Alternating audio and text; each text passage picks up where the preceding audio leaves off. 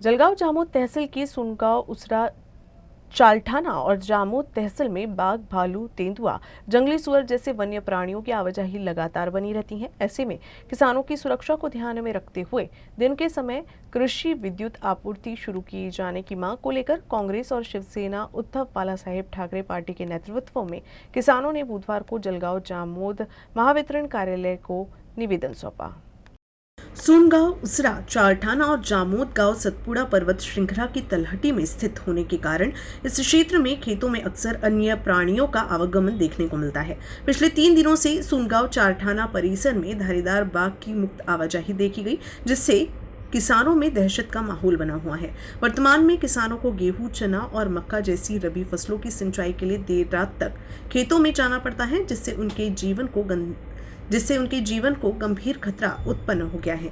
इसी को देखते हुए महावितरण से कृषि के लिए दिन में नियमित और सुचारू विद्युत आपूर्ति करने की मांग इस ज्ञापन के माध्यम से की गई है।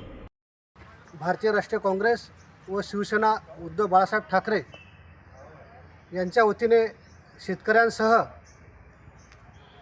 महावितरण व तहसीलदार साहेब यांना निवेदन देण्यात आले। या निवेदनामध्ये मुख्य बातमी म्हणजे सुनगाव, चालठाना, उसरा, जामोद परिसरामध्ये मागील 4 ते 5 दिवसापासून जे पट्टेदार वाघाचे दर्शन झाले आहे, त्यामुळे शेतकऱ्यांना रात्री शेतामध्ये जाणे अवघड झाले व महावितरणकडून विद्युत पुरवठा हा रात्रीच होत असल्याने शेतकऱ्यांना शेतात जाण्यावाचून पर्याय नाही।